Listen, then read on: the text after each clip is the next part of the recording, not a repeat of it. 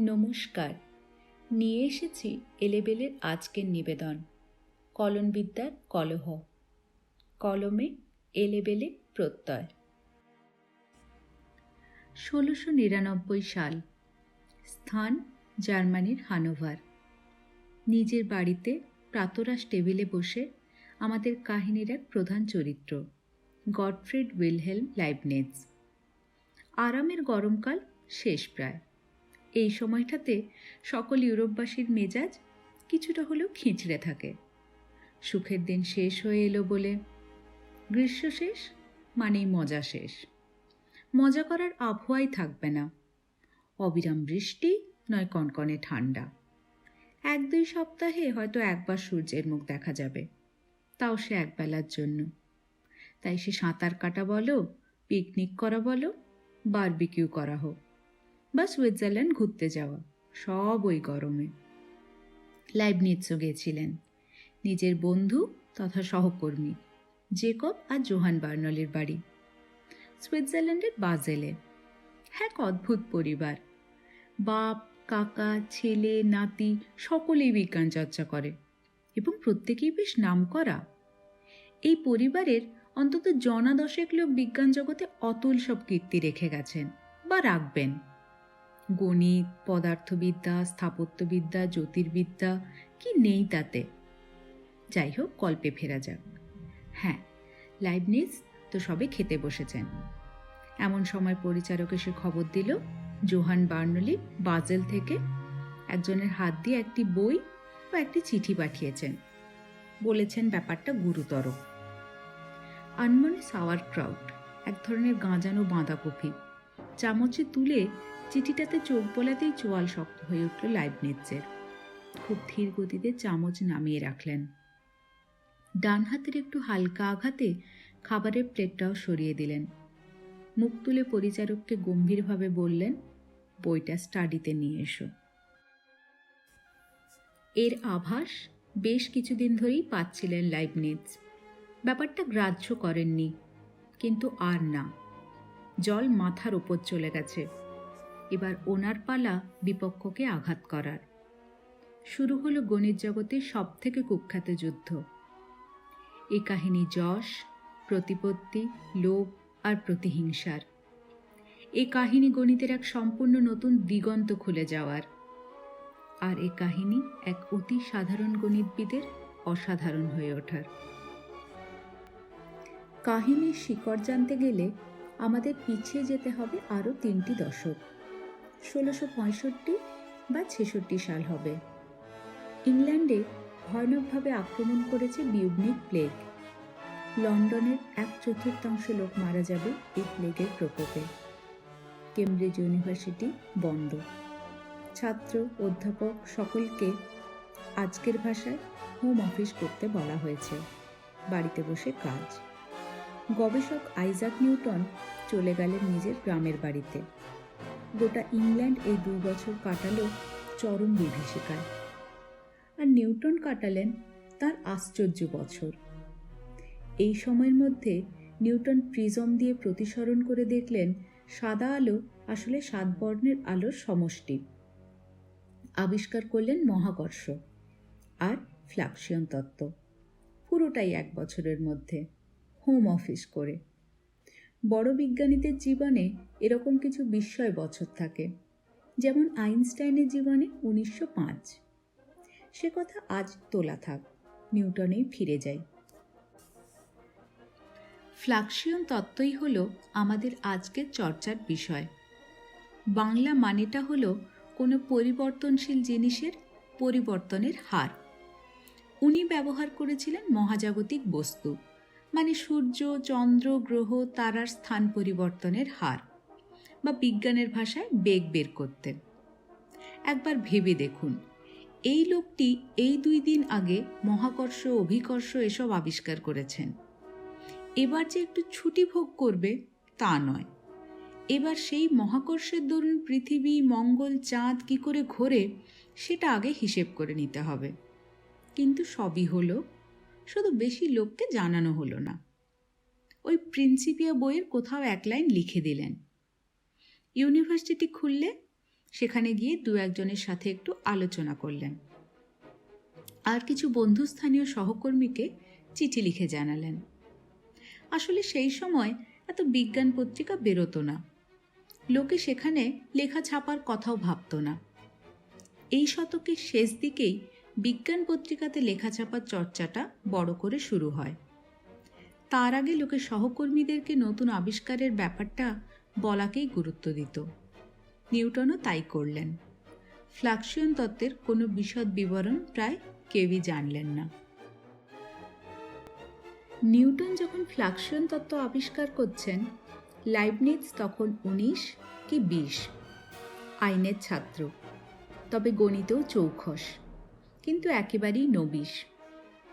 5-6 বছর পর 1673 সাল নাগাদ লাইবনিজের মনে মোটামুটি একটা গাণিতিক ধারণা আসতে শুরু করেছে, যেটাকে আমরা পরবর্তীকালে কলনবিদ্যা হিসেবে জানব। তবে ব্যাপারটা এখনো সুস্পষ্ট নয়। সরকারি কাজে লাইবনিজ এলেন ইংল্যান্ডে। না, নিউটনকে উনি চিনতেন না, তবে নিউটনের 1-2 সহকর্মীর সাথে কথা হলো। তাদের সাথে পরে বহুদিন অবধি তার পত্রালাপ হয়েছে। এখানেই লাইবনিজ এক ঘরোয়া অনুষ্ঠানে নিজের কলনবিদ্যার প্রাথমিক ধারণার কথা পারেন। প্রাথমিক ধারণার বলছি ঠিকই, কিন্তু সেটা ছিল সম্পূর্ণ অন্যরকম, সংযোগ করা খুব মুশকিল। উনি জানতে পারলেন রেগনড নামে আরেক গণিতজ্ঞ সেটা আগেই আবিষ্কার করে বসে আছেন। লাইবনিজ অবশ্য পুরো ব্যাপারটা মেনে নেন, নিজের খাতাপত্র দেখান সকলকে। তবে আরেকদিন তার সাথে যা ঘটল তা কোনো বিজ্ঞানী ভালোভাবে নিতে পারে না। লাইবনিজ একটি গণকযন্ত্র বানিয়েছিলেন, সেটাই চালিয়ে দেখাচ্ছিলেন সকলকে। বিজ্ঞানী হুক লাফিয়ে পড়লেন, খুব আগ্রহ দেখিয়ে করতে লাগলেন খুঁটিনাটি প্রশ্ন। লাইবনিজও সরল বিশেষে উত্তর দিয়ে চললেন, এমনকি যন্ত্র পুরো খুলিয়ে দেখলেন হুক। শেষে বাইরে এসে বললেন, এ যন্ত্র অনেক সহজেই বানানো যেত, এ ছোকরা বেশি জটিল করে ফেলেছে। নিজে একটি গণক যন্ত্র বানালেন লাইবনিজের নীতি অনুযায়ী, কিন্তু লাইবনিজের কোনো কৃতিত্ব স্বীকার না করে। বন্ধুমহলে লাইবনিজ এ নিয়ে বেশ উষ্মা প্রকাশ করেছিলেন। ব্রিটিশ বিজ্ঞান সম্পর্কে একটা হালকা বিতৃষ্ণা জন্মে গেছিল সেদিন থেকেই। যাই হোক, কেটে গেল আরও 2 বছর। এখন লাইবনিজের কাছে কলনবিদ্যা পুরো পরিষ্কার। নিউটনের সহকর্মী ওল্ডেনবার্গের সাথে চিঠি চালাচালি চলছে পুরো দমে। নিউটনের সাথেও পত্রালাপ শুরু হয়ে গেছে। নিউটন নিজের ফ্লাকসিয়ন তত্ত্ব ভাষা ভাষা বলেছেন। লাইবনিজ একদিন গুছিয়ে নিজের কলনবিদ্যার কথা ব্যাখ্যা করলেন নিউটনের কাছে। নিউটন বুঝলেন ফ্লাকসিয়ন তত্ত্ব আর কলনবিদ্যা আসলে একই জিনিস, শুধু প্রতীক চিহ্নগুলো আলাদা। প্রসঙ্গত বলে রাখা ভালো, আজ আমরা যে চিহ্ন ব্যবহার করে কলনবিদ্যা করি সেগুলো লাইবনিজেরই সূচনা করা। এমতাবস্থায় দুজনেই জানেন যে তাঁরা স্বাধীনভাবে কলনবিদ্যা আবিষ্কার করেছেন। নিউটন আগে, কিন্তু একটু অগোছালোভাবে। লাইবনিজ পরে, কিন্তু বেশ গুছিয়ে, আঁটঘাট বেঁধে, ফাঁক ফোকর বুঝিয়ে। দিন কেটে যাচ্ছিল। এবার বিজ্ঞান পত্রিকা বেশ জনপ্রিয় হতে শুরু করেছে। 1684 সালে লাইবনিজ একটা এরুডিট্রাম নামে এক জার্মান বিজ্ঞান পত্রিকাতে নিজের কলনবিদ্যার কথা বেশ ফলাও করে ছাপলেন। নিউটন পাত্তা দিলেন না, হয় উনি লেখাটাই দেখেননি, আর দেখলেই বা কি, উনি তো জানেন লাইবনিজ দ্বিতীয়, প্রথম তো উনি নিজে। 90 দশক, এবার মেঘ ঘনীভূত হচ্ছে। জন ওয়ালিস নামে এক ব্রিটিশ গণিতবিদ কিছু বই আর প্রবন্ধ লিখলেন। নিউটন ততদিনে বেশ হোমরা চোমরা, বেশ তাঁবেদার জুটে গেছে অনেক কটি। নিউটনের সুনজর তখন সকলের চাই। ওয়ালিস লিখলেন নিউটনের ফ্লাকসিয়ন তত্ত্ব নিয়ে। ভালো কথা, কিন্তু একটু বাড়াবাড়ি করে ফেললেন। উনি প্রকারান্তরে বললেন যে লাইবনিজ ফ্লাকসিয়ন তত্ত্ব চুরি করে কলনবিদ্যা বলে চালাচ্ছেন। প্রমাণ হিসেবে দেখানো হলো উনি আগেও নাকি রেগনডের কাজ চুরি করেছেন। নিউটন লাইবনিজ, কেউ পাত্তা দিলেন না। 1696-তে জোহান বার্নলির একটি অঙ্ক দিলেন পত্রিকায়, এমন অঙ্ক যা কেবল কলনবিদ্যার সাহায্যে সমাধান করা যাবে। লাইবনিজ একটি তালিকা দিলেন কারা এই অঙ্ক সমাধান করতে পারবেন। সেই তালিকায় তাবৎ দিকপালের নাম, হ্যাঁ নিউটনের নামও ছিল। উনি সমাধানও করেছিলেন। আরও দু একজন সফল হলেন, কিন্তু পুরো ব্যাপারটাই গোঁসা হলো আরেকজনের, ফাটিও ডি ডুইলার, যাতে সুইস। উনি এতদিন লাইবনিজের অনুরাগী ছিলেন, কিন্তু তালিকাতে নাম না হওয়ায় উনি ক্ষুণ্ণ হলেন। সত্যি কথা, নাম থাকার মতো সেরকম কোনো বড় গবেষণা উনি করেননি। নাটকে প্রবেশ হলো ফাটিওর। 1699 মার্চে লিখলেন নিজের অনুসন্ধান কাহিনী। পরিষ্কার ভাষায় লাইবনিজের বিরুদ্ধে আনলেন চুরির অভিযোগ। সেই বই দিয়েই আজকের কাহিনী শুরু হয়েছিল, যা বাধ্য করেছিল লাইবনিজকে কিছু একটা করতে। কি আর করবেন লাইবনিজ? সব বুঝিয়ে একটি প্রবন্ধ লিখলেন একটাতে। ফাটিও নাছোড়, উনিও একটাতে প্রবন্ধ পাঠালেন এই দাবি করে যে লাইবনিজ মিথ্যে বলছেন। এবার গল্পে অল্প অল্প করে যাত্রাভিমান ঢুকতে শুরু করেছেন। আর নিউটন বনাম লাইবনিজ নয়, বরং ব্রিটিশ বিজ্ঞান বনাম জার্মান বিজ্ঞান। অতএব একটা ছাপল না ফাটিওর প্রবন্ধ। লাইবনিজ ভেবেছিলেন নিউটন নিশ্চয়ই কিছু বলবেন। তিনি তো সব জানেন। তিনি তো জানেন কি কৃতিত্ব লাইবনিজের প্রাপ্য। তিনি একবার বললেই সবাই চুপ হয়ে যাবে। নিউটন কিন্তু টু শব্দটি করলেন না। লাইবনিজ ধরে নিলেন নীরবতা সম্মতির লক্ষণ। নিউটন তবে মেনে নিচ্ছেন লাইবনিজ চোর। এক প্রকার বাধ্য হয়েই এবার সব জেনে শুনেও লাইবনিজ নিউটনের বিরুদ্ধে আনলেন পাল্টা চুরির অভিযোগ। 1704 সালে নিউটন ফ্লাকচুয়ান তত্ত্ব নিয়ে লিখলে লাইবনিজ বেনামে সেই লেখার গোষ্ঠীর ষষ্ঠী পুজো করে ছেড়েছিলেন। যাই হোক, ঠান্ডা লড়াই চলল আরও বেশ কয়েক বছর। শেষে জন কাইল নামে আরেক ব্রিটিশ বিজ্ঞানী এসে আবার ঘা উসকে দিলেন। সেই একই কথা, নিউটনের আবিষ্কার ছেড়ে দিল লাইবনিজ। সাথে আবার প্রমাণস্বরূপ লাইবনিজের লেখা কিছু চিঠি চাপাটি। সে চিঠি থেকে আর যাই হোক কলন বিদ্যা বের করা অসম্ভব। আজকে হলে ধোপে টিকত না, কিন্তু সেদিন টিকল। লাইবনিজ তখন বেশ ভেঙে পড়েছেন। চারদিক থেকে এত চুরির অভিযোগ, বয়স হচ্ছে, আর পারছিলেন না। লাইবনিজ এবার করলেন একটা শেষ চেষ্টা, আর সেটাই তাঁর জীবনের সব থেকে বড় ভুল।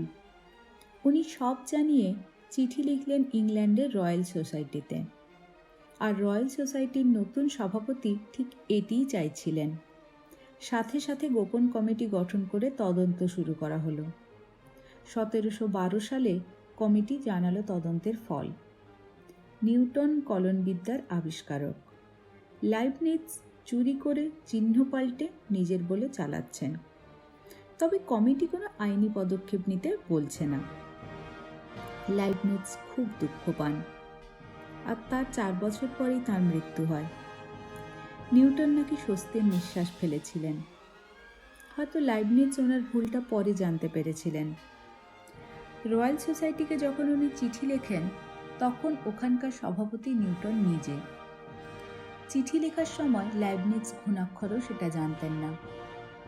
লোকে বলে নিউটন নিজে কমিটির রিপোর্ট লিখে সদস্যদের দিয়ে সই করান। এত গুরুতর অভিযোগের কারণে শেষ জীবনটা অকৃতদার লাইবনিজের খুব ভালো কাটেনি। জনপ্রিয়তা গিয়ে ঠেকেছিল তলানিতে। কে আর চোরের সাথে থাকতে চায়? ওনার শেষকৃত্য হানোভারেই সারা হয়েছিল, খুব সাদামাটাভাবে। বার্লিনের জার্মান একাডেমি অফ সায়েন্সও পাত্তা দেয়নি এই চোরকে। দীর্ঘ 50 বছর ওনার কবরের ওপর কোনো ফলকও ছিল না। লাইবনিজ হেরে গেছিলেন নিউটন ও তার বিরাট সংখ্যক অনুগামীদের কাছে। ওনার পাশে শেষ অবধি ছিল শুধু এক বন্ধু, জোহান বার্নলি, আর কেউ না। আজ প্রায় ৩০০ বছর পর সবাই স্বীকার করে নিয়েছে এই অসাধারণ গণিতবিদের কৃতিত্ব। শুধু গণিতবিদ না, একজন মহান দার্শনিক, পদার্থবিদও। শুধু কলনবিদ্যা আবিষ্কারের পুরো অর্ধেক কৃতিত্ব ওনার নয়, দ্বিমূল বা বাইনারি সংখ্যা যা দিয়ে কম্পিউটার চলে, আকৃতিবিদ্যা, টোপোলজি, আকৃতির জ্যামিতিক অধ্যয়ন, আধুনিক যুক্তিবিদ্যা সবই ওনার হাত ধরে। নিউটনের থেকে কম কোথায়। তাই বোধহয় ওনাকে বলা হয় শেষ সর্বজনীন প্রতিভা, দ্য লাস্ট ইউনিভার্সাল জিনিয়াস।